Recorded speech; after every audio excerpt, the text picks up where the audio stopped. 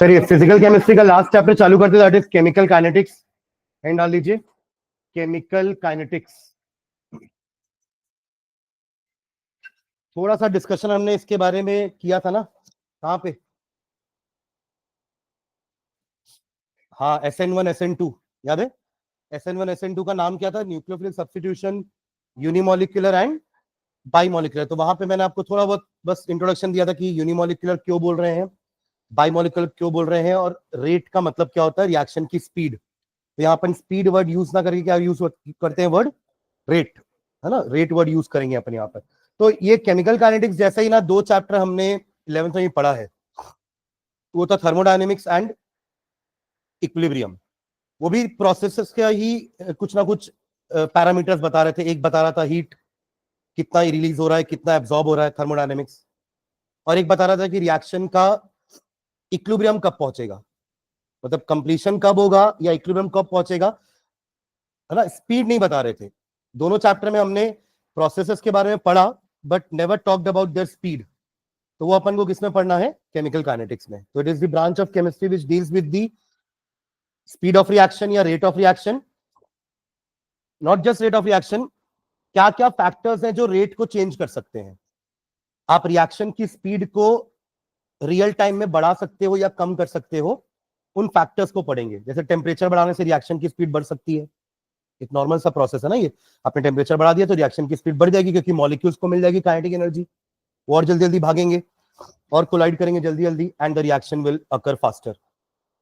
अगर आप रिएक्टेंट्स बीच बीच में ऐड करते जाओगे ना, तो भी स्पीड बढ़ जाती है, क्योंकि दोनों रिएक्टेंट्स को एक दूसरे को जल्दी मिल पाएंगे, मिलेंगे तब तो कोलाइड करेंगे, तब तो रिएक्शन होगा। मतलब जब भी रिएक्शन शुरू होता है ना, तो उसकी स्पीड बहुत ज्यादा होती है। पर जैसे जैसे रिएक्शन प्रोसीड हो रहा है, रिएक्टेंट्स खत्म होते जा रहे हैं, तो अब एक रिएक्टेंट दूसरे रिएक्शन को जल्दी ढूंढ नहीं पाएगा, क्योंकि बीच बीच में प्रोडक्ट्स भी हैं, उसको उनको पार करके जाना पड़ेगा, दूसरे रिएक्टेंट को ढूंढना पड़ेगा। तो धीरे धीरे स्पीड क्या होने लगती है? कम। ऐसा नहीं कि रिएक्शन की स्पीड हमेशा कांस्टेंट रहेगी, इनफैक्ट वो हमेशा डिक्रीजिंग होती है। When you start the reaction, reaction proceeds faster. As soon as reactant starts decreasing, तो उसकी स्पीड भी क्या होने लगती है? कम होने लगती है। ठीक है, चलो अपन डेफिनेशन लिखते हैं। पहले केमिकल काइनेटिक्स की डेफिनेशन लिखते हैं।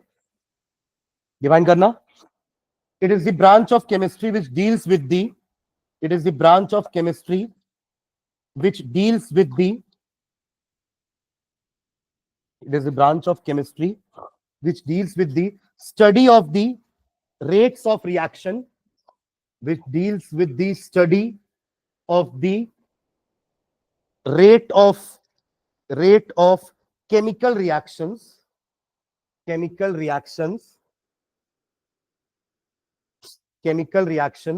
comma, rate of chemical reaction, comma, the factors affecting the rate of reactions, the factors affecting the rate of reactions,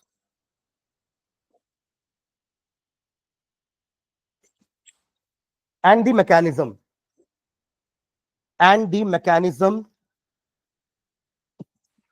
by which the reaction proceeds, and the mechanism by which the reaction proceeds, and the mechanism by which the reaction proceeds. जैसे हमने SN1 में लिखा था ना, 2 step में reaction हो रहे थे। फर्स्ट स्टेप वाज स्लोअर, जिसमें कैटायन बन रहा था, कार्बोकैटायन का फॉर्मेशन हो रहा था। सेकेंड स्टेप में फास्ट रिएक्शन था, कार्बोकैटायन पे न्यूक्लियोफाइल आकर के अटैक कर रहा था। अरे न्यूक्लियोफिलिक सब्स्टिट्यूशन की बात कर रहे हैं ना अपन। SN1 में स्टेप 1 स्टेप 2 2 स्टेप थे ना।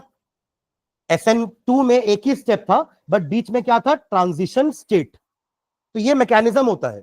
आप एक बार बस रिएक्शन लिख के छोड़ देंगे, वो तो ओवरऑल रिएक्शन है, पर इसके पीछे क्या छुपा हुआ है कि रिएक्शन हो कैसे रहा है, स्टेप 1 में क्या हुआ, फिर स्टेप 2 में क्या हुआ, इसको बोलते हैं मैकेनिज्म।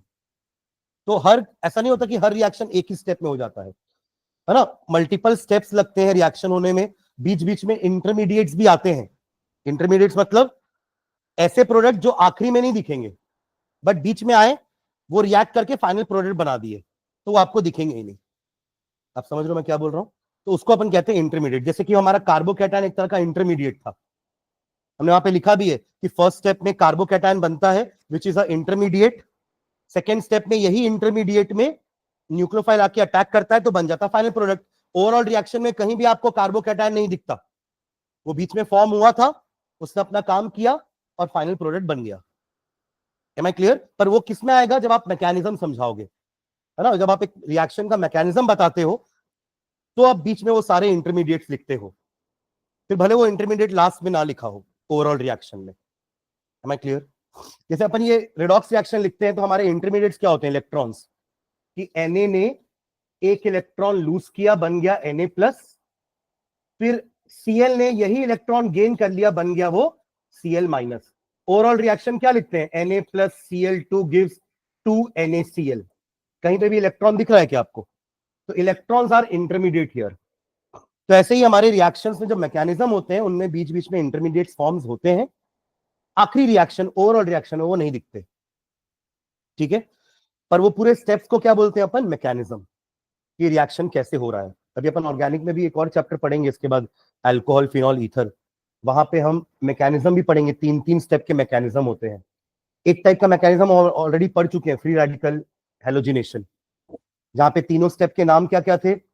चेन इनिशिएशन, पहले चेन इनिशिएट होती है, वो किससे होती थी? क्लोरीन जो है वो ब्रेक होता है पहले 2 क्लोरीन रेडिकल में, फिर यही रेडिकल जाकर के चेन को प्रोपगेट करता है, एक एक करके हाइड्रोजन का रिमूवल होता है और क्लोरीन लगते जाते हैं। तो ये था हमारा पूरा स्टेप, और फाइनल स्टेप क्या था? टर्मिनेशन।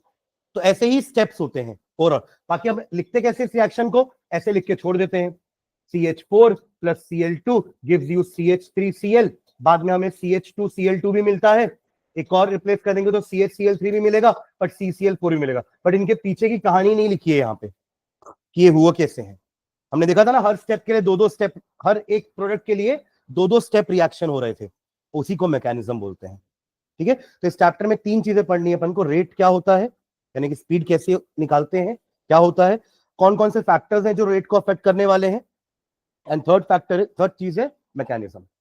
वही आपने डेफिनेशन लिखी केमिकल काइनेटिक्स की, ठीक है? चलिए, चलो मेन हेडिंग डालना, classification of reactions. Classification of reactions, classification of reaction, bracket में लिख लो, on the basis of rate, on the basis of rate, या स्पीड भी लिख सकते हो, पर याद रखो कि स्पीड को ही रेट बोलते हैं। फिजिक्स में हम स्पीड वर्ड यूज करेंगे, यहां हम रेट वर्ड यूज करेंगे, ठीक है?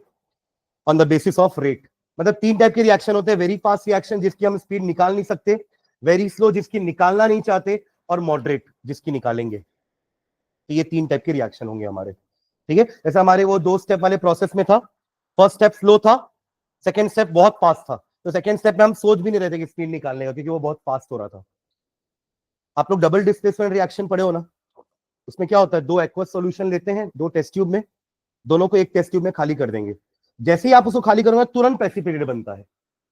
मतलब आप वो रिएक्शन की स्पीड निकाल ही नहीं सकते, with in part of second reaction हो जाता है, तो उनकी स्पीड निकालने की जरूरत भी नहीं है आपको। पर जो रिएक्शन थोड़े स्लो है, मॉडरेट स्पीड वाले हैं, उनकी रिएक्शन की स्पीड हम निकालते हैं, ठीक है? अब फिजिक्स में आप स्पीड कैसे निकालते थे? क्या होता है फिजिक्स का स्पीड? डिस्टेंस अपॉन टाइम, कि आपकी बॉडी ने कितना डिस्टेंस कवर किया in a particular period of time. अब यहाँ पे डिस्टेंस तो है नहीं, क्योंकि रिएक्टेंट्स चल तो ना रहे हैं, रिएक्टेंट्स अपने बीकर में ही है, तो रिएक्टेंट्स क्या हो रहे हैं? रिएक्ट हो रहे हैं। जैसे बॉडी चल रही थी, ऑब्जेक्ट चल रहा था, यहाँ पे रिएक्टेंट्स क्या हो रहे हैं? रिएक्ट हो रहे हैं। तो रिएक्ट होंगे तो खत्म होंगे ना, खत्म होंगे या कम होंगे। तो आपने किस कंसंट्रेशन से चालू किया था और किस कंसंट्रेशन पे आ गया है, वो डिफरेंस। टाइम तो यहां भी वही होगा, रेट वर्ड जहां यूज होता है मतलब टाइम आ गया। जैसे आप पावर क्या बोलते हो? Rate of change of energy या रेट ऑफ एनर्जी, तो रेट वर्ड कहीं पे आया मतलब टाइम तो आ गया। तो यहां पे हमारा होगा change in concentration of reactant upon time taken, change in concentration of reactant upon time taken. Let's say आपने 5 मोल पर लीटर से शुरुआत करी, रिएक्टेंट्स आपने कितना लिया? दोनों 5-5 मोल ले लिया। एक रिएक्शन है A plus B gives you C plus D, आपने दोनों की शुरुआत किससे करी? 5 मोल पर लीटर से शुरुआत करी रिएक्टेंट्स की। कुछ देर बाद देखा आपने कि 25-30 सेकंड के बाद या 40 सेकंड के बाद 5 मोल की जगह 2 ही मोल बचा है, यानी कि 3 मोल रिएक्ट कर गया है। तो what is the change in reactants? कितना हो गया 2 - 5, यानी कि 3 मोल बचा है, 3 मोल रिएक्ट हो गया, सॉरी बचा कितना है 2 मोल। कितना टाइम में हुआ ये 30 सेकेंड्स में। तो इन दोनों को डिवाइड कर देंगे, that will be the rate of reaction, ऐसे निकाला जाता है। यही चीज आप फिजिक्स में डिस्टेंस के हिसाब से निकालते थे कि अभी बॉडी ने 10 मीटर कवर किया है, 10 सेकंड के बाद 20 मीटर में पहुंच गई है, मतलब 10 मीटर कवर हुआ है इन 20 सेकंड्स, तो 10/20 ये उसकी स्पीड हो गई मीटर पर सेकंड। तो यहाँ क्या हो जाएगी यूनिट, ऊपर क्या है मोल पर लीटर और नीचे क्या है टाइम। ऊपर क्या है मोल पर लीटर, यही होता है कंसंट्रेशन का यूनिट, मोल पर लीटर, और नीचे क्या है टाइम। तो इसका यूनिट क्या हो जाएगा मोल पर लीटर पर सेकेंड। मोल पर लीटर पर second is the unit of rate of reaction.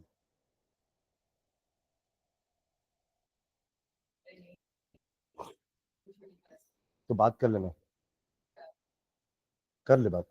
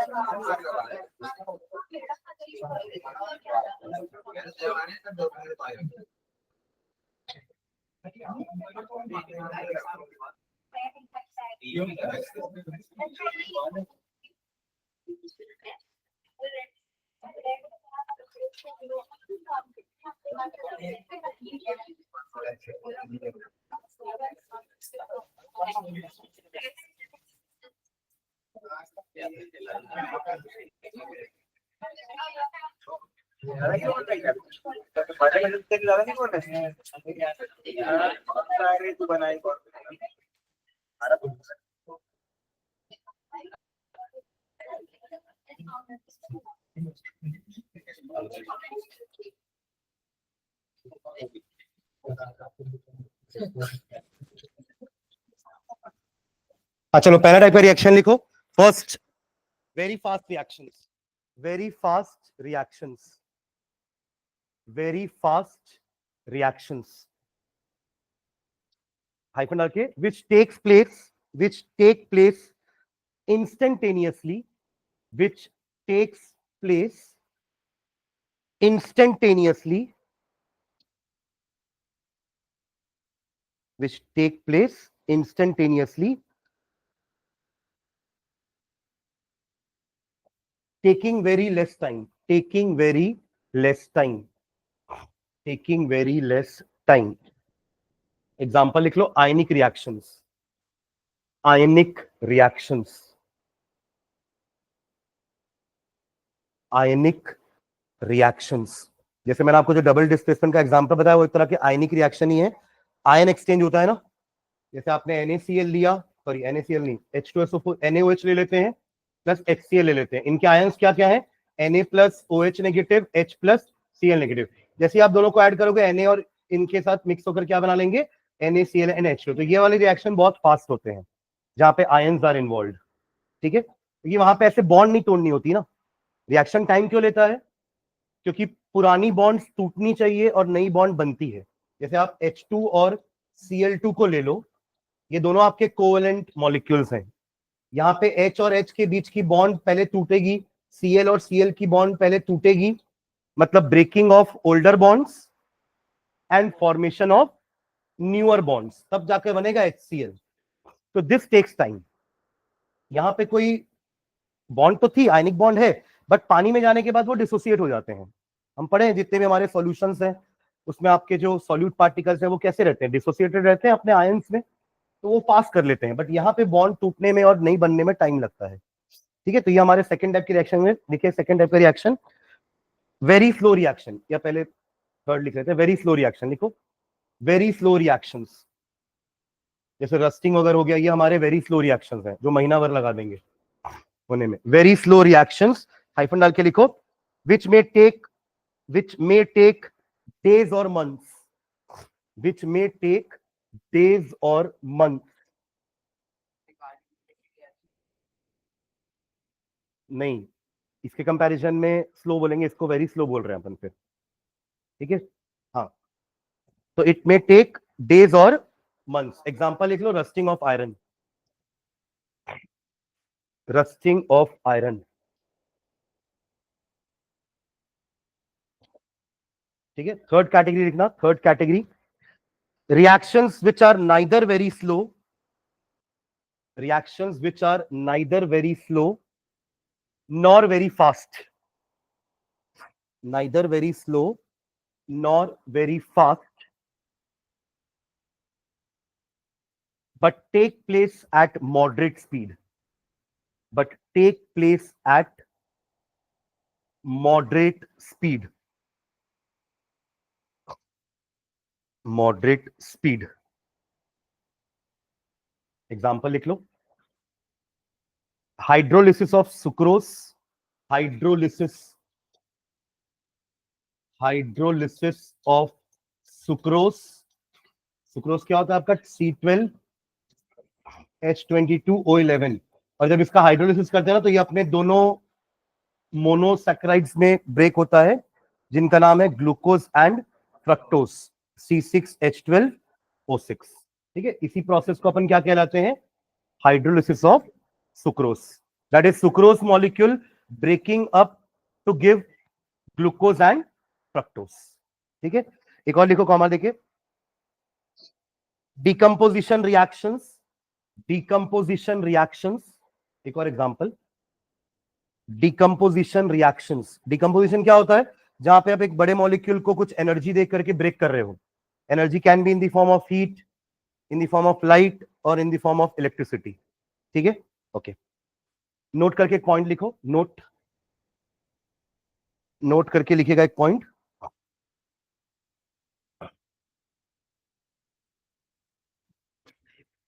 Not all reactions, note में लिखेंगे, not all reactions occur at the same speed, not all reactions occur at the same speed। अब उसका reason है कि हर atom का nature अलग अलग है, बॉन्ड टूटने में किसी को कम टाइम लग रहा है, किसी को ज्यादा टाइम लग रहा है। अभी हमने देखा था ना कि HBr, HCl, HI और HF में सबसे फास्टेस्ट लिविंग ग्रुप कौन सा था, आई, क्योंकि बॉन्ड लेंथ सबकी अलग अलग थी, जिसके कारण स्ट्रेंथ अलग अलग हो गई थी, बिकॉज साइज अलग अलग है।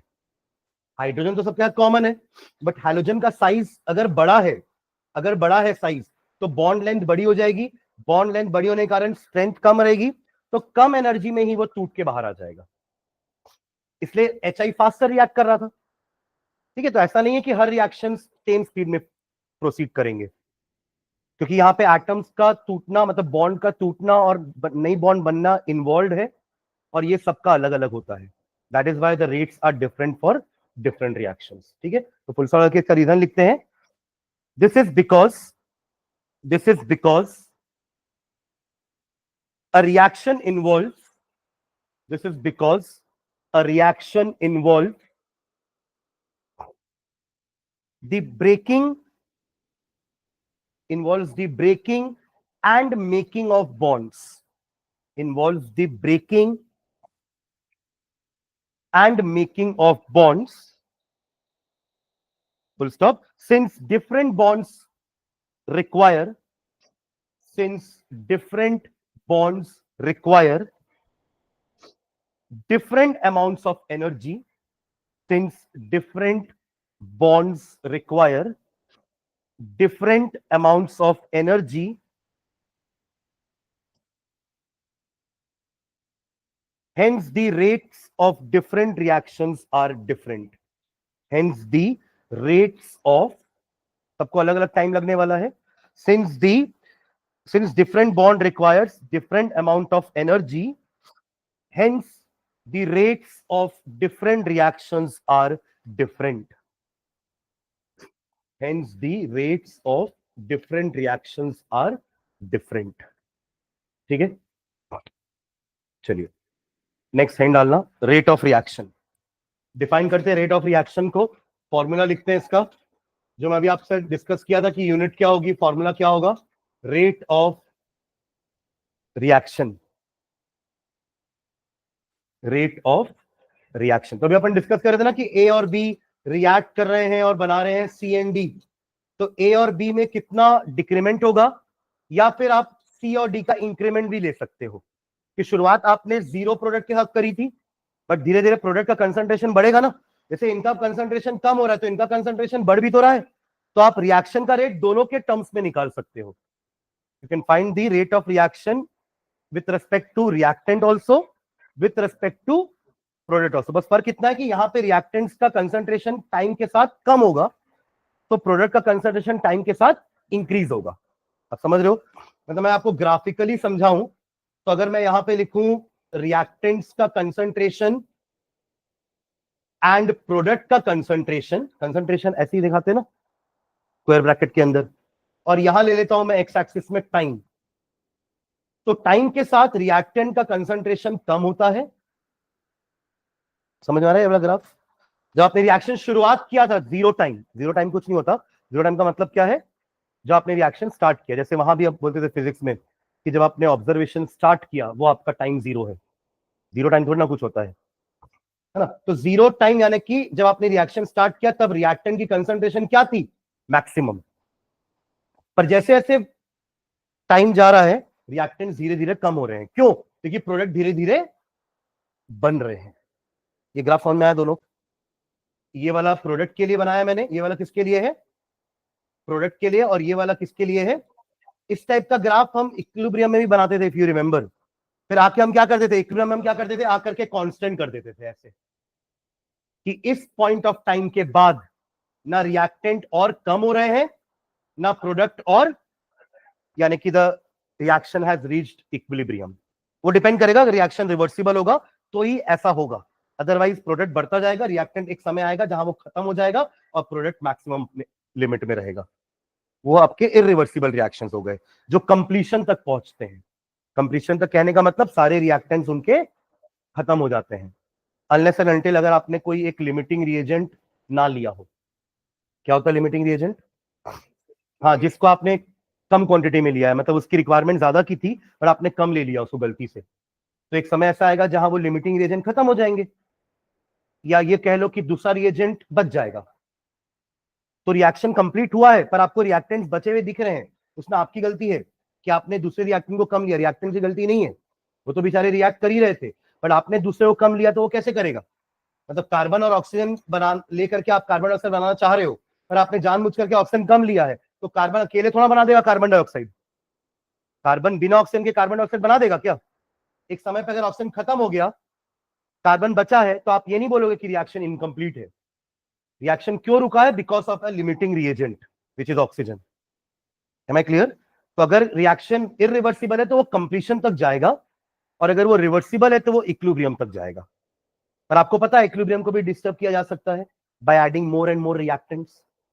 आप रिएक्टेंट बार बार ऐड करते जाओ, रिएक्शन फिर आगे बढ़ेगा, फिर आपको लग रहा है कि रिएक्शन रुक सा गया है तो आप फिर से और रिएक्टेंट ऐड कर दो या प्रोडक्ट निकालते जाओ। ये दो तरीके थे रिएक्शन को फॉरवर्ड डायरेक्शन में रखने के लिए, दो तरीके थे, या तो आप रिएक्टेंट बीच बीच में ऐड करते जाओ या तो प्रोडक्ट बीच बीच में निकालते जाओ, दोनों ही फेवर करेगा फॉरवर्ड रिएक्शन को। इस टाइप का रिएक्शन पढ़ते थे अपन अमोनिया का, N2 plus H2 gives you ammonia, equilibrium का सबसे इंपॉर्टेंट रिएक्शन, जहां पे हाइड्रोजन और नाइट्रोजन आप ऐड करोगे वो रिएक्ट करके अमोनिया बनाएंगे। तो शुरू में रिएक्शन बहुत फास्ट चल रहा होगा, और एक समय ऐसा आएगा जहां पे फॉरवर्ड रिएक्शन और बैकवर्ड रिएक्शन की स्पीड क्या हो जाएगी, same.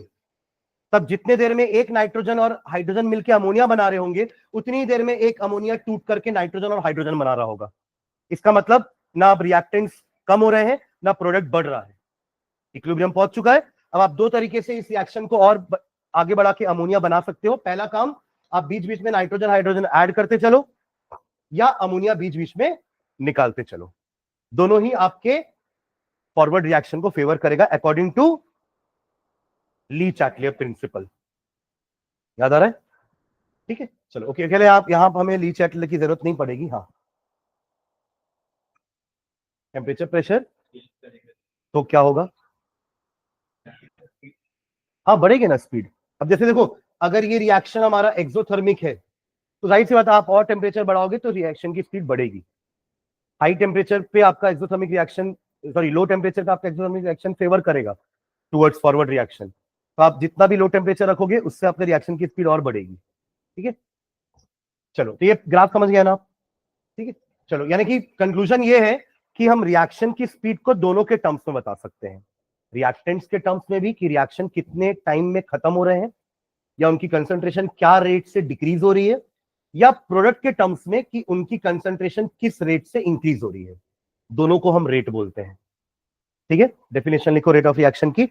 The rate of reaction is the change in the, the rate of reaction is the change in the, the rate of reaction is the change in the concentration of any one of the reactants, concentration of any one of the reactants or products per unit time, per unit time, per unit time, per unit time. नीचे लिखना, let us consider a reaction, let us consider a reaction. ये एक hypothetical reaction है. R gives P, reactants give products. R और P नाम का कोई element या कंपाउंड नहीं होता, ठीक है. R give P, reactants give product. नीचे लिखेंगे rate of reaction is equals to, rate of reaction is equals to decrease in the concentration of reactants upon time taken, upon time taken, या आप time interval लिख लो. Same इसी फॉर्मूले को आप product के टर्म्स में कैसे लिखोगे? हाँ, डिक्रीज की जगह क्या आ जाएगा? इंक्रीज. कि प्रोडक्ट किस रेट से इंक्रीज हो रहा है, वही स्पीड होगी रिएक्शन की. Increase in the concentration of reactant की जगह products upon time taken, upon time taken. ठीक है, इसको थोड़ा सा सिंबल के फॉर्म में भी लिखते हैं. इतना बड़ा बड़ा लिखेंगे डिक्रीज इन दी, तो उसको सिंबल के फॉर्म में लिखते हैं. नीचे लिखना late R1 and P1, let R1 and P1 be the initial concentration of reactant and product, be the initial concentration of reactants and products, be the initial concentration of reactants and products at time T1, at time T1, at time T1, and R2 and P2, and R2 and P2 be the concentration of reactant and products, be the concentration of reactants and products at time T2, at time T2, at time T2. ठीक है, and let, एक और line लिखना, late del R and del P represents change in the concentration. Difference करेंगे ना, R2 minus R1, P2 minus P1, तो उसको अपन क्या नाम दे रहे हैं? del R and del P. del R and del P be the, क्या लिखे? Change in the concentrations of reactant and product. ठीक है, अपन क्या लिख सकते हैं del R को? What will be del R? del R will be R2 minus R1, R2 minus R1, right. And del P क्या हो जाएगा हमारा? P2 minus P1. हमेशा फाइनल माइनस इनिशियल करते हैं हम, P2 minus P1. हाँ, R1 बड़ा है, मतलब ये वाला जो क्वांटिटी आने वाला क्या आने वाला है, और ये क्वांटिटी पॉजिटिव. करेक्ट, क्योंकि रिएक्टेंट्स तो टाइम के साथ खत्म हो रहे हैं ना. मतलब आपने शुरुआत 5 से करी थी, अब 2 ही बचा है, तो ये आंसर -3 आएगा, है ना।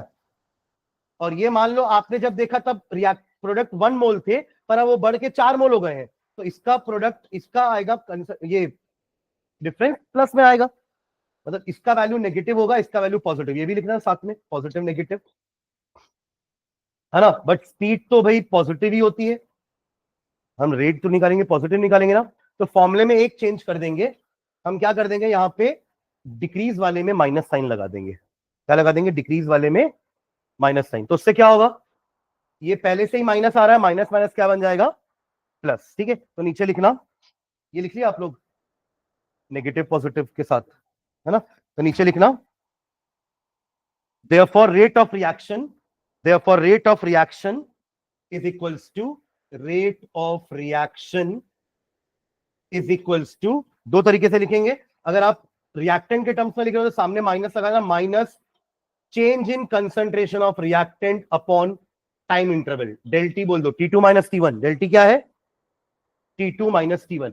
या अगर आप रिएक्टेंट्स के टर्म्स में नहीं बताना चाह रहे हो रिएक्शन का रेट, तो आप प्रोडक्ट यूज कर सकते हो, बस वहां क्या रहेगा, प्लस, तो plus del P upon del T.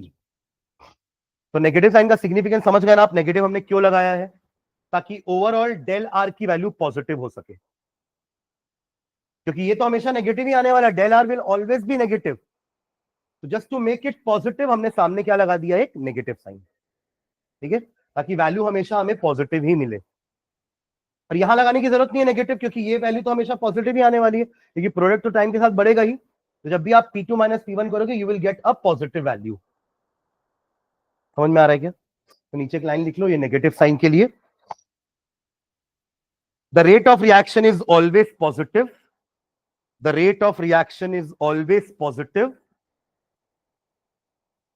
the rate of reaction is always positive, full stop. The minus sign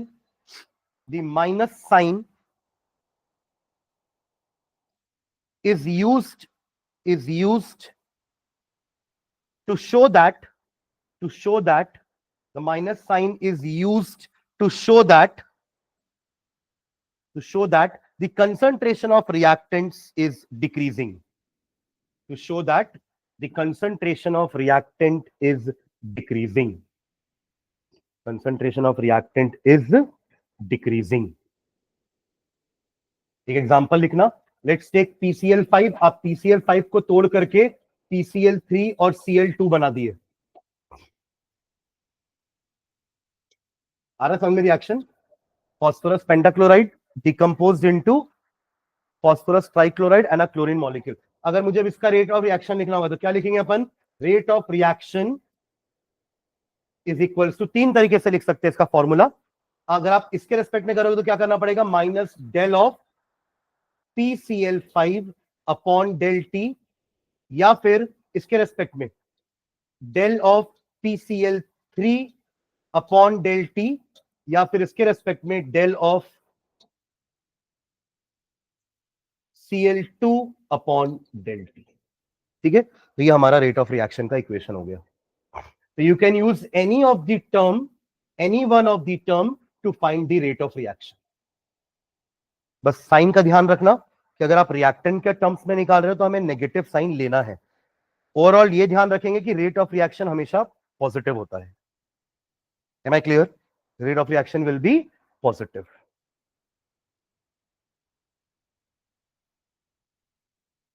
unit की बात करते हैं, चलिए यूनिट अभी जो डिस्कस करके गया था मैं, यूनिट क्या था, यूनिट मोल पर लीटर पर सेकेंड भी हो सकता है, कई बार मिनट में दिया रहता है टाइम, तो मोल पर लीटर पर मिनट ये जनरली यूज करते हैं हम।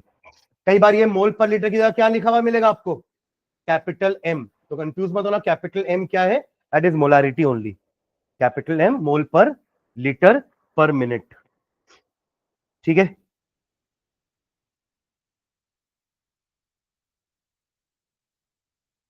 ठीक है। पर क्या होता है, कई बार हमारे रिएक्शन गैसियस नेचर के होते हैं, जैसे आप लोग केसी भी पढ़ते थे और केपी भी पढ़ते थे, याद है आपको, क्या था केसी केपी। अगर आपके रिएक्शन गैसियस नेचर के तो प्रेशर भी इन्वॉल्व होगा उनमें, मतलब जब शुरू आपने किया होगा तो रिएक्टेंट का प्रेशर क्या होगा, ज्यादा कि कम? कैसे कम होगा? आपके बीकर में पूरे रिएक्टेंट्स ही हैं, तो पूरा प्रेशर कौन लगा रहे हैं? रिएक्टेंट्स ही लगा रहे हैं, मतलब प्रेशर किसके कारण है? पूरा का पूरा रिएक्टेंट के कारण। अब धीरे धीरे रिएक्टेंट्स के मॉलिक्यूल कम हो रहे हैं। प्रेशर समझ रहे हो आप लोग क्या बोल रहा हूं मैं? बीकर क्लोज्ड है, गैस के मॉलिक्यूल हमेशा मूवमेंट में रहते हैं, वो जा जाकर के बार बार वॉल से टकराएंगे, आपस में भी टकरा रहे हैं और जाकर के बीकर की वॉल से भी टकरा रहे हैं, यही तो है प्रेशर। तो जितने ज्यादा मॉलिक्यूल होंगे उतना ज्यादा प्रेशर नहीं होगा। तो शुरुआत में तो मॉलिक्यूल बहुत सारे होते हैं हमारे रिएक्टेंट्स के, तो प्रेशर बहुत ज्यादा होगा। बट जैसे जैसे टाइम बीतेगा, रिएक्टेंट्स कम होते जा रहे हैं तो प्रेशर कम होने लगेगा। अरे जैसे यहाँ पे कंसंट्रेशन है वहां प्रेशर है, रिएक्टेंट्स का प्रेशर टाइम के साथ कम होगा और प्रोडक्ट का प्रेशर टाइम के साथ इंक्रीज होगा, क्योंकि प्रोडक्ट धीरे धीरे बढ़ रहा है ना। अब पहले प्रोडक्ट की पॉपुलेशन नहीं थी तो उनके कारण प्रेशर 0 था, पर अब धीरे धीरे प्रोडक्ट बन रहे हैं, अब उनके मॉलिक्यूल भी जाके टकरा रहे हैं वॉल्स में, तो अब उनके कारण भी प्रेशर क्रिएट हो रहा है। तो पहले P1 0 था, अब धीरे धीरे P1 P2 बढ़ रहा है, यानी कि प्रेशर का चेंज हो रहा है, इंक्रीज हो रहा है। तो जैसे आपने सेम फॉर्मूला जो हमने रिएक्टेंट्स के कंसंट्रेशन के ऊपर लिखा है, प्रोडक्ट की कंसंट्रेशन के टर्म्स में लिखा है, सेम हम प्रेशर की टर्म्स में भी लिख सकते हैं। बस फर्क ये, और बस एक चीज ये ध्यान रखना कि हमारे रिएक्टेंट्स और प्रोडक्ट्स गैसियस फॉर्म में होने चाहिए, क्योंकि प्रेशर का कोई रोल नहीं होता हमारे सॉलिड वाले और लिक्विड वाले रिएक्शंस में। हाँ हाँ, तभी तो प्रोडक्ट का प्रेशर बढ़ रहा है और रिएक्टेंट का प्रेशर कम हो रहा है। जैसे कि रिएक्टेंट का कंसंट्रेशन कम हो रहा था और प्रोडक्ट का कंसंट्रेशन बढ़ रहा था, तो आप सेम फॉर्मूले को प्रेशर के टर्म्स में भी बता सकते हो, ये बोल रहा हूं मैं। If the reaction is in gaseous state, तब यूनिट क्या हो जाएगी? हाँ, पास्कल या एटीएम या जो भी, आपका प्रेशर का यूनिट लेना पड़ेगा ना। अरे अभी जो ऊपर कंसंट्रेशन था अब ऊपर प्रेशर आ जाएगा।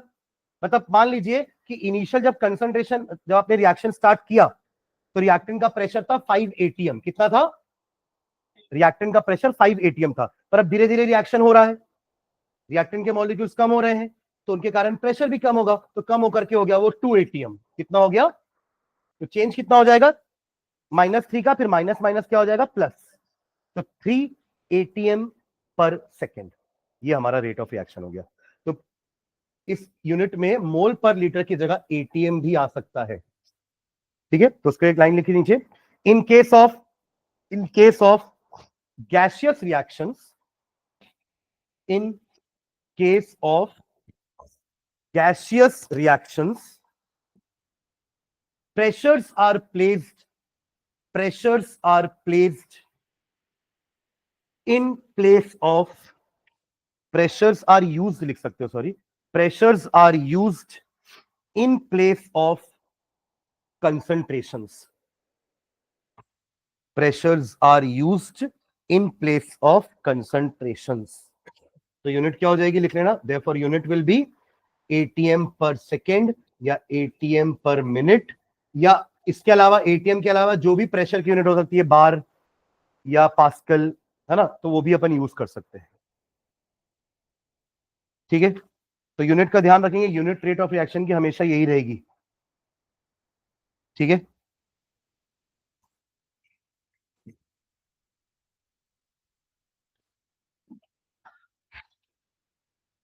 फिर आप लोग फिजिक्स में पढ़ते थे ना कि आप ग्राफिकली भी स्पीड निकाल सकते हो। कैसे? हाँ, स्लोप किसका? वीटी ग्राफ के स्लोप से एक्सेलरेशन निकलता है। डिस्टेंस टाइम ग्राफ आप क्या बनाते थे? डिस्टेंस टाइम ग्राफ बनाते थे, और उसके स्लोप से आप क्या निकालते थे? स्पीड। अरे बिकॉज स्पीड होता है डिस्टेंस अपॉन टाइम, और स्लोप क्या होता है? Y by x. तो वाई एक्सिस में क्या है? डी, डिस्टेंस, और एक्स एक्सिस में क्या है? टाइम। तो डी बाई टी करेंगे तब तो स्पीड निकलेगी ना। आप वी बाई टी करोगे तो एक्सेलरेशन निकल जाएगा, because acceleration is change in velocity upon time. तो स्लोप निकालना है, बट ग्राफ किसका लेना चाहिए अपन को? डिस्टेंस टाइम का। तो अब ऐसा ही सेम यहां भी कर सकते हैं। क्या करना पड़ेगा अपन को? किसका किसका ग्राफ लेना पड़ेगा? Exactly, concentration versus time graph. Concentration versus time graph का, ये किसका ग्राफ बनाया मैंने? प्रोडक्ट का कि रिएक्टेंट का? प्रोडक्ट का ना, भी प्रोडक्ट तो 0 से चालू होता है, रिएक्टेंट तो आप शुरू से लेके रखते हो। तो आप इन दोनों में से किसी का भी स्लोप निकाल करके रिएक्शन की स्पीड निकाल सकते हैं। मतलब आपको क्या करना है पता है, रिएक्शन जब चालू होगा तब का टाइम नोट करके और तब का आपको कंसंट्रेशन नोट करना है। फिर कुछ कुछ सेकंड के बाद आप नया नया कंसंट्रेशन देखते जाओ कि अब कंसंट्रेशन इतना हो गया, अब कंसंट्रेशन इतना हो गया, अब कंसंट्रेशन इतना हो गया। ऐसे करके आप इसका ग्राफ प्लॉट कर दोगे तो कैसा बनेगा, ऐसा। कि शुरुआत करी थी हमने 5 मोल के साथ, 5 मोल पर लीटर के साथ, और अभी वो हो गया है 2 मोल पर लीटर। तो ये बन गया ग्राफ इसका। 3-4 पॉइंट आप प्लॉट कर लोगे, तीनों पॉइंट को जोड़ दोगे तो क्या मिलेगा आपको, ग्राफ मिल जाएगा उसका। Just like distance time graph. वहां पे आप टाइम के साथ डिस्टेंस कैलकुलेट करते थे कि अभी बॉडी 3 मीटर पे है, अब 5 पे, अब 7 पे, अब 9 पे है, फिर उसका ग्राफ प्लॉट कर देते थे। बस फर्क इतना कि डिस्टेंस टाइम ग्राफ हमेशा इंक्रीजिंग वाले फॉर्म में ही रहेगा, बट यहां तो प्रोडक्ट और रिएक्टेंट एक डिक्रीज होता है, दूसरा इंक्रीज होता है ना, तो दोनों का ग्राफ ऐसे बन सकता है। बट दोनों का हमें क्या निकालना है, स्लोप। इसके स्लोप से हमें क्या मिल जाएगा, rate of reaction. Am I clear? ठीक है, तो हेडिंग डालो इसी में, calculation of rate of reaction, calculation of rate of reaction graphically, graphically.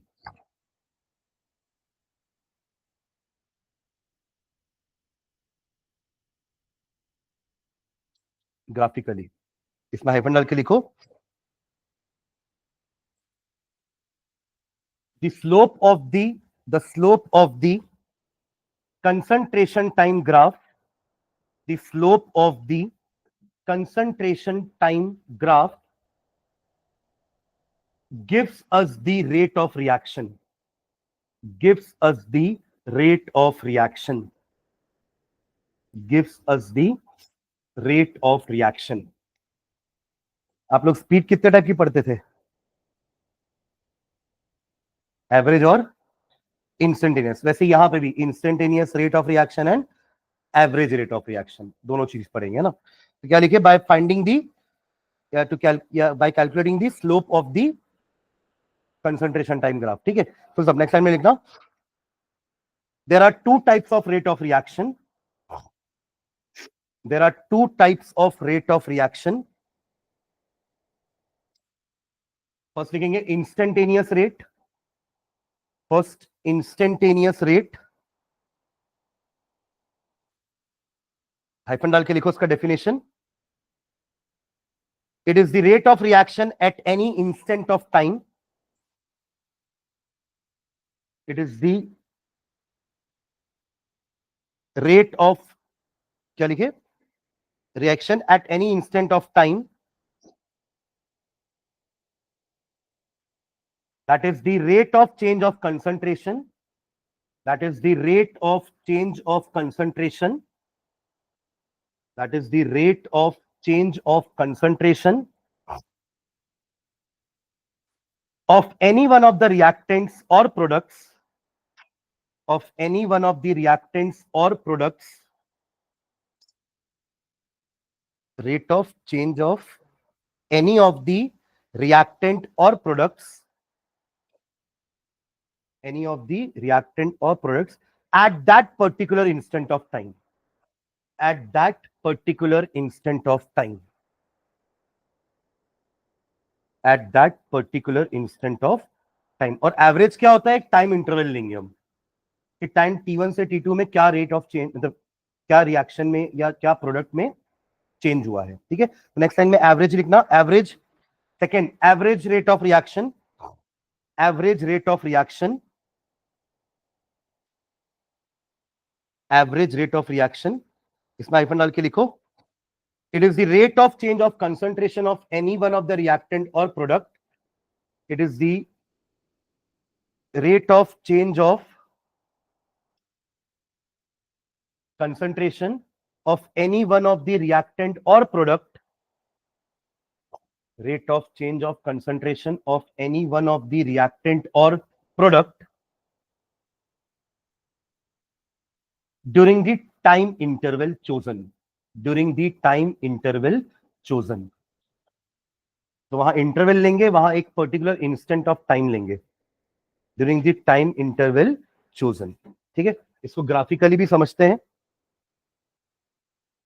Graph बनाना दोनों के लिए, एक में इंस्टेंटेनियस रेट निकालेंगे और दूसरे ग्राफ से अपन एवरेज रेट निकालेंगे।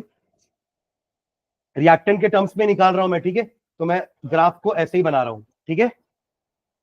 आप प्रोडक्ट के टर्म्स में बनाओगे तो ग्राफ ऐसा बन जाएगा, बस करना दोनों में सेम काम है, स्लोप निकालना है, ठीक है। यहां लिखना वाई एक्सिस में कंसंट्रेशन ऑफ रिएक्टेंट्स, यहां हो जाएगा टाइम, कंसंट्रेशन ऑफ रिएक्टेंट्स बनाते चलो साथ में, एंड टाइम।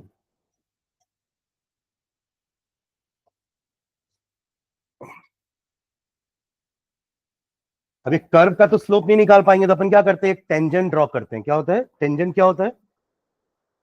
हाँ, जैसे आप इसी पॉइंट से ड्रॉ कर रहे हो तो इसी से अपन क्या कर देंगे, एक स्ट्रेट लाइन ड्रॉ कर देंगे, ठीक है। अगर आप इसी इंस्टेंट ऑफ टाइम पे निकालना चाह रहे हो तो ये हमारा हो जाएगा टाइम, और ये हमारे हो जाएंगे क्या, कंसंट्रेशन, ठीक है। ऐसी इसका ही बना लेंगे, दो इंटरवल लेना पड़ेगा यहां के लिए पर हमें, ये time T1 and this is time T2। इस टाइम पे कंसंट्रेशन है ये, और दूसरे टाइम पे कंसंट्रेशन है ये, ठीक है।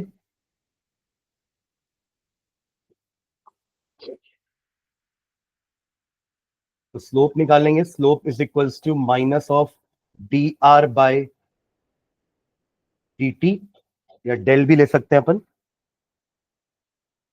और यहां पे अगर आप इसको दे रहे हो x1, ये हो जाएगा x2, this is T1 T2। तो यहां पे स्लोप निकालेंगे x2 minus x1 upon T2 minus T1, ऐसे करते हैं, change in y axis upon change in x axis.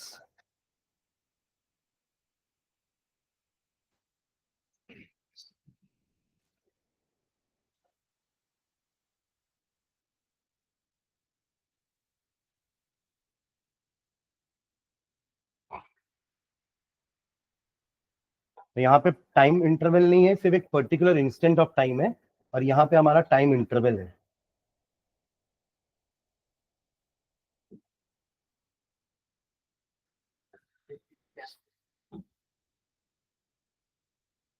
दोनों जगह, हाँ, तो मैं एक में इंस्टेंटेनियस बता रहा हूं आपको,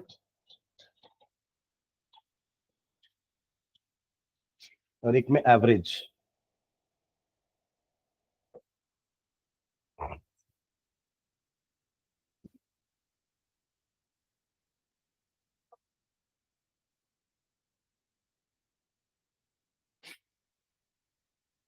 ठीक है,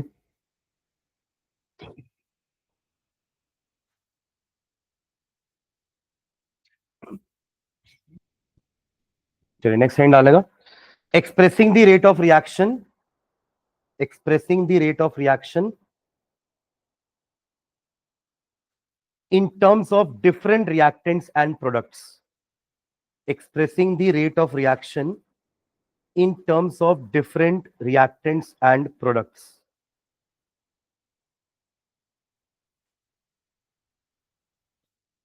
in terms of different reactants and products। देखिए, हमने एक एग्जांपल PCl5 का लिया था पीछे, याद है, जिसमें PCl3 और Cl2 में ब्रेक हुआ था। ये रिएक्शन बैलेंस है ना, फास्फोरस दोनों साइड एक एक है, और क्लोरीन भी दोनों साइड 5 5 है, और सबके स्टोइकोमेट्रिक कोफिशिएंट क्या है, 1। दिख रहा है, मतलब जितने स्पीड से या जितने रेट से ये डिक्रीज हो रहा है, उतने ही रेट से ये दोनों बन भी रहे हैं, यस और नो। पर ऐसा हर बार नहीं होगा ना, हर बार रिएक्शन में सारे कोफिशिएंट 1 थोड़ी ना होते हैं। आप नाइट्रोजन वाले अमोनिया वाला एग्जांपल ले लो, N2 plus H2 gives you NH3, तो बैलेंस करें, क्या करेंगे, यहां पे 2 लगा दूं, और ये √6 हो गया, तो यहां पे क्या लगा देंगे, 3। अब यहां पे अगर आप इसके रेस्पेक्ट में रेट निकालोगे तो आप क्या लिखोगे, एक्सप्रेशन माइनस, माइनस क्योंकि रिएक्टेंट है ना, माइनस डी ऑफ N2, यानी कि change in the concentration of reactant nitrogen. इसको क्या बोलोगे, इतने बड़े को इतने छोटे को आप क्या प्रोनाउंस कर रहे हो, change in the concentration of nitrogen upon dt, time interval. आप डेल भी ले सकते हो ना, कोई दिक्कत नहीं है, ठीक है, चेंज है, दोनों का मतलब चेंज ही है। अब क्या इस रिएक्शन में जिस रेट से नाइट्रोजन डिक्रीज हो रहा है, क्या उसी रेट से H2 भी डिक्रीज हो रहा है क्या? जितने देर में एक नाइट्रोजन का मॉलिक्यूल खत्म हो रहा है ना, उतने देर में 3 खत्म हो चुके हैं उसके। तो यहां अब आप सिंपली ऐसे नहीं लिख सकते, ये 3 का भी कुछ मीनिंग होगा वहां पर, और ये भी ऐसा लिखना गलत हो जाएगा, क्योंकि जितने देर में आपके N2 का एक मॉलिक्यूल खत्म हो रहा है उतने देर में अमोनिया के 2 मॉलिक्यूल बन जा रहे हैं। समझ रहे मैं क्या बोल रहा हूं? तो इस रिएक्शन की तो अपन जो लिखे थे वो सही था, क्योंकि तीनों के नंबर ऑफ मोल्स 1 1 ही थे, पर यहां पे ऐसा नहीं है। तो इसके अपन रिएक्शन के लिए रेट कैसे लिखते, ध्यान देना, हम जो भी इसका स्टोइकोमेट्रिक कोफिशिएंट होता है ना उसको इससे डिवाइड करेंगे, यानी कि इसके हिसाब से रेट क्या हो जाएगा, 1/3 d of H2 upon dt and 1/2 d of NH3 upon dt। तब आप इसको इससे इक्वेट करोगे तो अब जस्टिफाइड है कि जितने देर में ये आधा बन रहा है उतने देर में ये एक खत्म हो रहा है, ये इसका आधा हो जाएगा ना, या ये इसका डबल बोल लो, एक ही मतलब है। अब समझ में आ रही है रिएक्शन का रेट? तो अभी अपन ने जो पढ़ा था वो ठीक था, वो रिएक्शन इसके हिसाब से आपने सही लिखा था, बट अगर आप इन जनरल बात करोगे तो आपको क्या लिखना पड़ेगा, जो भी उसका स्टोइकोमेट्रिक कोफिशिएंट है उसको डिवाइड करना पड़ेगा उससे, तब आप लिख सकते हो कि ये रेट ऑफ रिएक्शन, अब इन तीनों में से किसी भी निकालो सब सेम आएगा। Am I clear? ठीक है ना? तो एक जनरल अपन फॉर्म लिख सकते हैं कि अगर मैं ए मॉलिक्यूल्स ऑफ ए ले रहा हूं, बी मॉलिक्यूल्स ऑफ बी ले रहा हूं, और बन रहे, अच्छा जरूरी नहीं है ना रिएक्शन रिवर्सिबल हो, C molecules of C and D molecule of D, तो इसका रेट ऑफ रिएक्शन क्या होगा, 1/a minus da upon dt plus, sorry, is equals to minus 1/b d of b upon dt, या फिर plus 1/c small c d of c upon dt, या फिर plus 1/d d of d upon dt। इन चारों में से कोई भी टर्म यूज करके आप इस रिएक्शन का रेट निकाल सकते हो, रेट ऑफ रिएक्शन। क्लियर है? तो ये हमारा एक्चुअली में जनरल फॉर्म है। वहां हमने एक इक्वेशन को लेकर के एग्जांपल सही लिखा था, but that is not applicable to all the reactions. तो ये जनरल फॉर्म हो गया कि उसका स्टोइकोमेट्रिक कोफिशिएंट को भी कंसिडर करना पड़ेगा। यहां भी हमने किया था, बट सबके 1 1 थे तो फर्क नहीं पड़ा था, बट ऐसा हर बार नहीं होगा। आप ये समझ गया ना जो मैंने आप समझाया आपको, कि नाइट्रोजन जितने देर में एक मॉलिक्यूल खत्म हो रहा है उतने देर में ये 3 खत्म हो चुका है और ये 2 बन चुका है, तो तीनों के हिसाब से रेट एक जैसा नहीं होगा, तो उसके लिए आपको क्या करना पड़ेगा, ऐसे डिवाइड करना पड़ेगा उनके स्टोइकोमेट्रिक कोफिशिएंट से। ठीक है, चलो कुछ लिखे इसमें हेडिंग के अलावा, नहीं ना? चलो नीचे लिखो,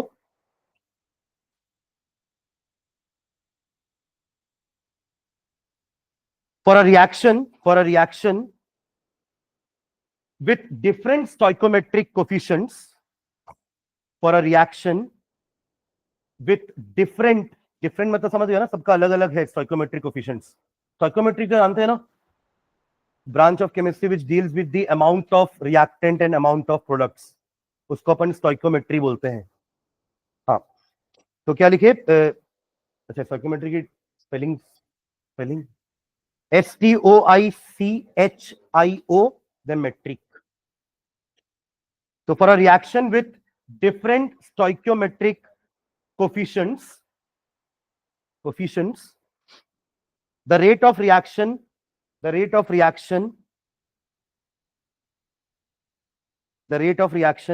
can be written as follows,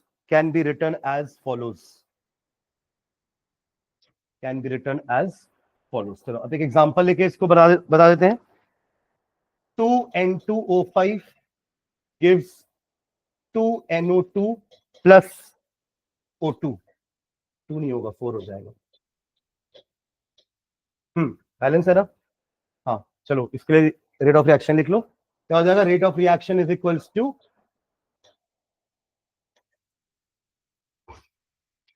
-1/2 d of N2O5 upon dt, या फिर 1/4 d of NO2 upon dt, या फिर d of O2 upon dt। वहां तो 1 ही है ना? ठीक है, जनरल वाला भी एक रिएक्शन लिख लो, AABBCCDD वाला। इन जनरल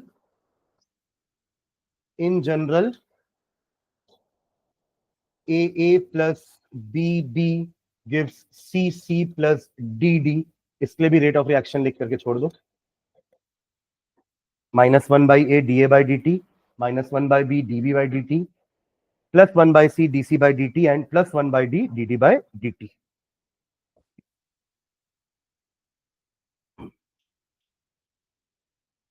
ब्रैकेट स्क्वायर वाला लगाना है ना।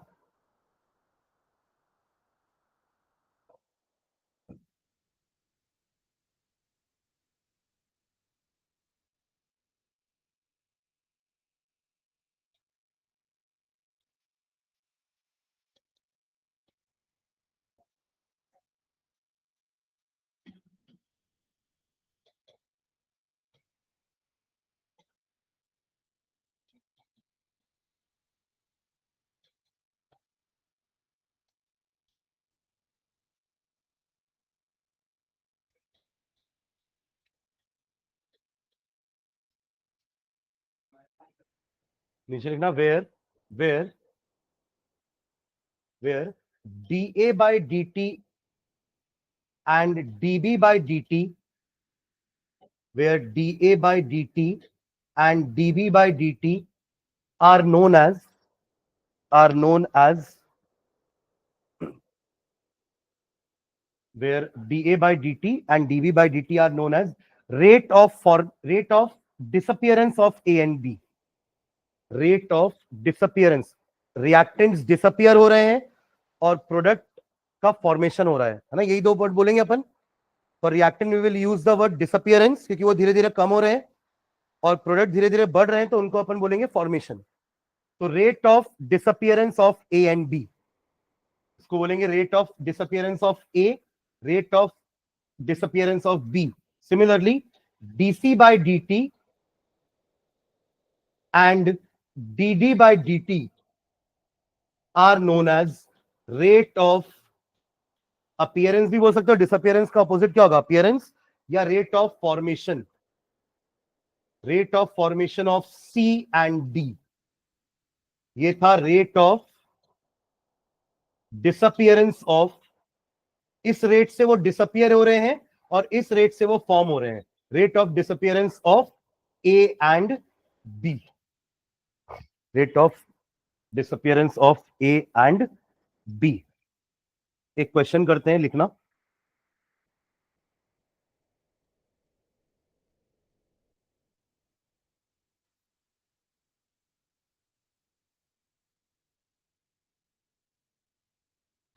द डिकम्पोजिशन ऑफ, क्वेश्चन लिखो, the decomposition of N2O5, the decomposition of N2O5 has been studied by monitoring, the decomposition of N2O5, यही रिएक्शन ना, N2O5 का डिकम्पोजिशन। किसमें डिकम्पोज हो रहा है वो, NO2 एंड O2 में। डिकम्पोजिशन का मतलब ये होता है ना कि बड़ा मॉलिक्यूल छोटे मॉलिक्यूल्स में, सिंपल मॉलिक्यूल्स में ब्रेक हो रहा है, ठीक है। तो डिकम्पोजिशन ऑफ N2O5 क्या लिखे, has been studied by monitoring the concentration of, N2O5, by monitoring the concentration of N2O5, full stop। Initially the concentration was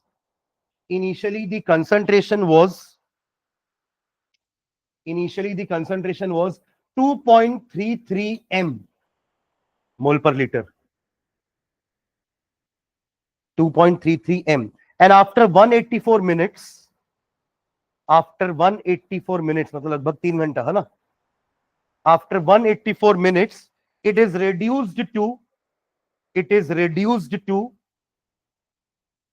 2.08 m, it is reduced to 2.08 m, full stop। Reaction यही है हमारा, है ना। Reaction के बिना आप ये नहीं लिख पाओगे ना, समझ रहे हो क्या बोल रहा हूं मैं। जब तक आपको रिएक्शन नहीं पता होगा, स्टोइकोमेट्रिक कोएफिशिएंट, बैलेंस इक्वेशन नहीं पता होगा, आप रेट का एक्सप्रेशन नहीं लिख पाओगे, ठीक है। तो रिएक्शन यही रहेगा हमारा। नीचे लिखो, calculate the rate of this reaction, calculate the rate of this reaction in terms of hours, minutes and seconds. Calculate the rate of this reaction in terms of hours, यानी कि मोल पर लीटर पर are, mole per litre पर minute, मोल per litre पर second, तीनों unit में अलग अलग निकालना है. In hours, minutes and seconds, full stop. What is the rate of production of NO2? What is the rate of production of NO2 during this period? What is the rate of production of NO2? यानी आपसे ये पूछ रहा है ना, ये वाला rate of formation, वही production, rate of production of NO2 during this period, during this period. चलिए इक्वेशन भी लिख लो. इक्वेशन भी दिया हुआ है क्वेश्चन में कि the reaction takes place in this way. चलिए पहले इस इक्वेशन के हिसाब से आप पहले रेट का इक्वेशन लिख लो. क्या हो जाएगा rate? N2O5 gives you NO2 plus O2. ये 2 है और ये भी ये आपका 4 हो जाएगा ना. हाँ, तो रेट ऑफ रिएक्शन क्या हो जाएगा? -1/2 d of N2O5 upon dt, या फिर 1/4. ये हालांकि हमें सब दिए नहीं है, पर ठीक है, हमें आगे यूज आएगा ये निकालने के लिए इस इक्वेशन का. ठीक है, is equals to d of O2 upon dt. ये होता है हमारा रेट ऑफ रिएक्शन. ठीक है. अब क्योंकि चीजें कंसंट्रेशन किसकी दी हुई है हमें, किसको मॉनिटर कर रहा है वो? रिएक्टेंट को मॉनिटर कर रहा है, प्रोडक्ट को मॉनिटर नहीं कर रहा है वो. तो कोई भी एक से हम निकाल सकते हैं ना, जरूरी नहीं कि आप तीनों एक साथ देखो. आप किसी एक को मॉनिटर करके भी रिएक्शन की स्पीड निकाल सकते हो. तो उसने किसको मॉनिटर किया?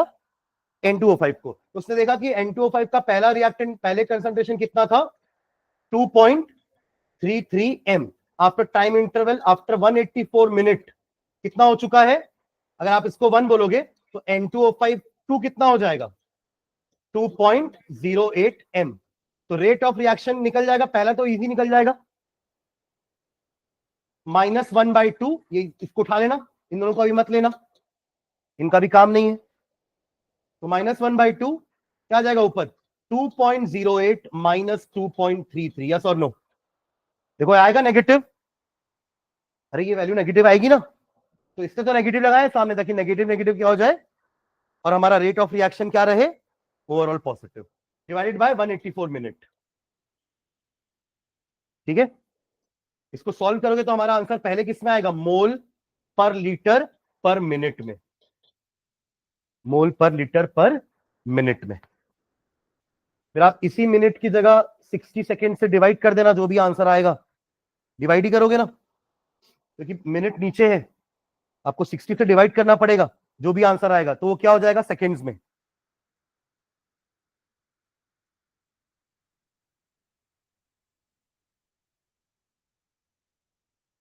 क्या रहा है इसका आंसर?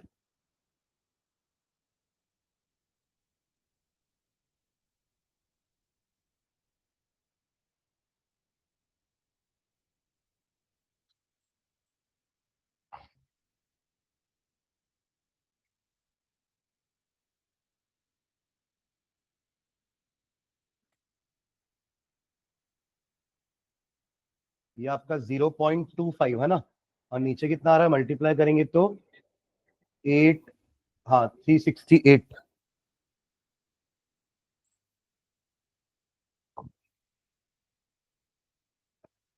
तो 25 अपॉन एक्चुअली 36800 करना है आपको, है ना. कुछ कैंसिल आउट होगा तो कैंसिल आउट कर दो, फिर नहीं तो डिवाइड करेंगे फाइनली. ये 5 टाइम्स में, और ये आपका जाएगा 7 3 6 0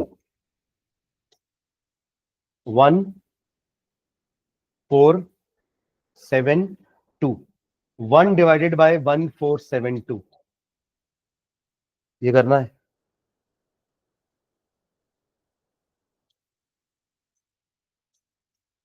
अभी तो जाने से रहा, एक आप पॉइंट लगा भी दोगे तो भी नहीं जाने वाला. 0.0 अभी भी नहीं जाएगा, अभी भी नहीं जाएगा, अब जाएगा. कितने बार में? 14 का टेबल आता है क्या? भाई का आंसर भी आ गया. 6.8 इंटू 10 टू द पावर -4. हाँ बताओ। हाँ वो 6 बोल दिया तो 6 बार में ही जाएगा। तो 6 2 12 का 2 कैरी 1, 42 प्लस 1 43 का 3 कैरी 4, 24 प्लस 4 28 का 8 कैरी 2, और ये 8 कितना आएगा रिमाइंडर?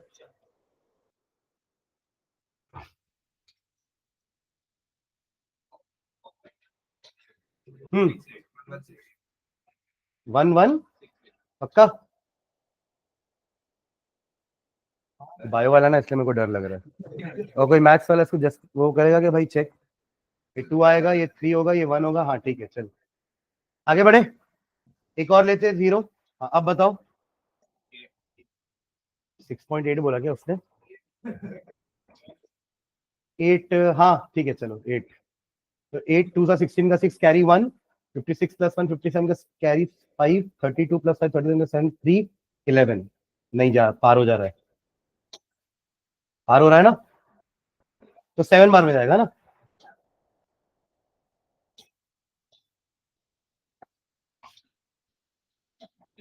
7 टू का 14 का 4 कैरी 1,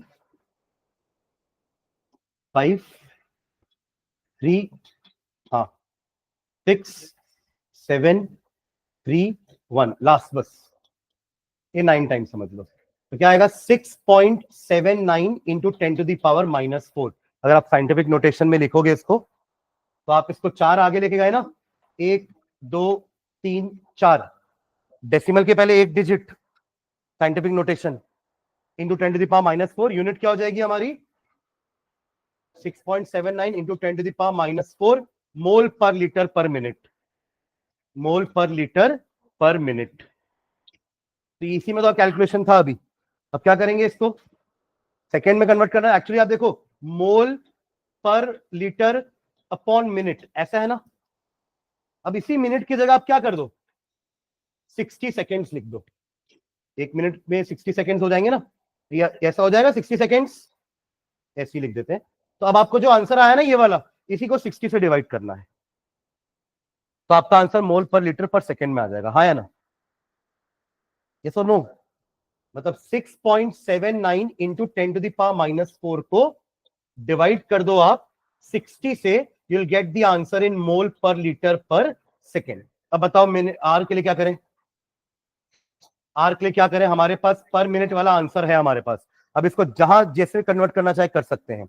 इस मिनट की जगह क्या लिखूंगा मैं, जल्दी बताओ। इस मिनट की जगह क्या लिख सकते हैं आर के टर्म्स में? 1/60 आवर्स। यस और नो? तो 60 ऊपर चला जाएगा, मल्टीप्लाई हो जाएगा। मतलब एक बार आप 60 से डिवाइड करोगे इस आंसर को, तो आपका आंसर पर सेकंड वाला आ जाएगा, और एक बार 60 से मल्टीप्लाई कर दोगे तो पर आर वाला आ जाएगा। समझे क्या ये वाला? अरे 1 घंटे में 60 मिनट होता है ना, पर मिनट रेट ये है, तो 60 से मल्टीप्लाई कर दो तो पर आर रेट आ जाएगा।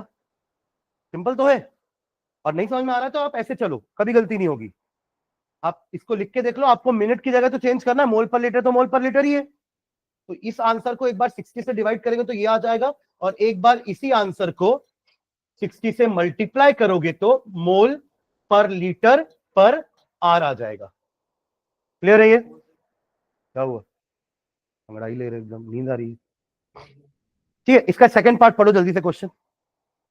अभी ये तो पहला ही पार्ट निकला है ना कि रेट ऑफ रिएक्शन निकालो पर मिनट पर सेकेंड और पर आवर में। दूसरा पार्ट क्या है, जल्दी पढ़ो। Also find the rate of production of NO2 by this time. अभी इतने टाइम में NO2 कितना बना ये बताओ। तो अब क्या करेंगे अपन? अब अपने पास ये चीज आ चुकी है ना, अरे अपने पास ये आ गया ना RR, इससे निकाला हमने RR। अब इन दोनों को इक्वेट कर दो और 4 मल्टीप्लाई कर दो। देखिए आपको पता है कि इस समय तक 4 गुना बन चुका होगा। है मैं क्लियर? क्या भूमिका? देखो आपने यही चीज निकाली ना अभी, आपने अभी ये निकाला, और ये इसके साथ इक्वेट कर रहे हैं अपन। और आप देखो ना, जब ये 2 मॉलिक्यूल खत्म होता है ना, तो ये 4 बन जाता है, मतलब इसके हिसाब से ये डबल बन रहा है। तो ये 4 को मल्टीप्लाई कर दो तो 4 और 2 कैंसिल होकर 2 नहीं आएगा। तो अल्टीमेटली आप इसी चीज को डबल करने वाले हो।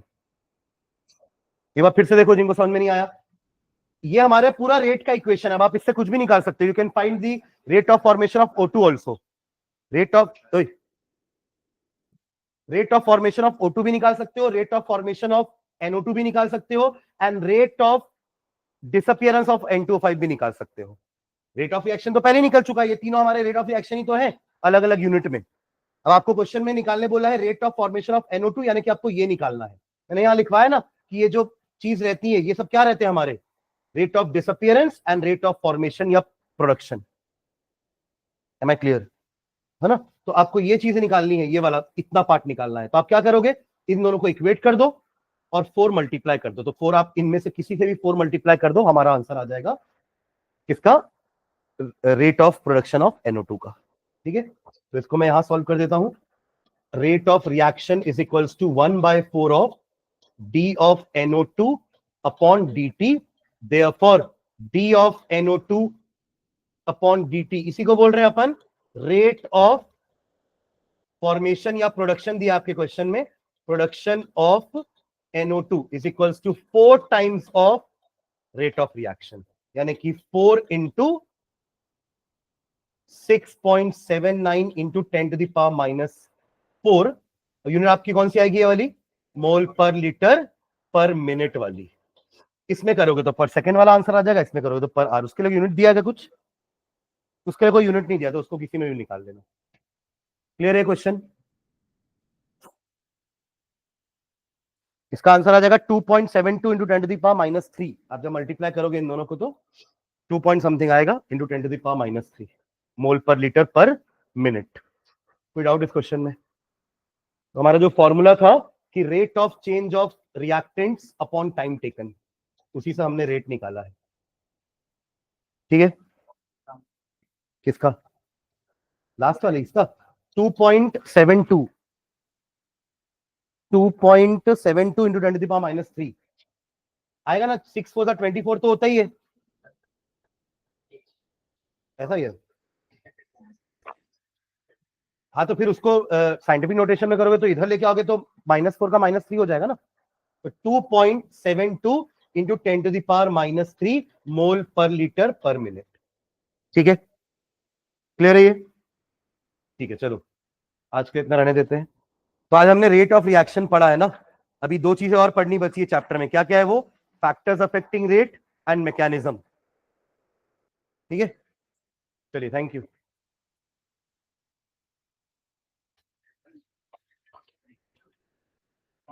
और यार मतलब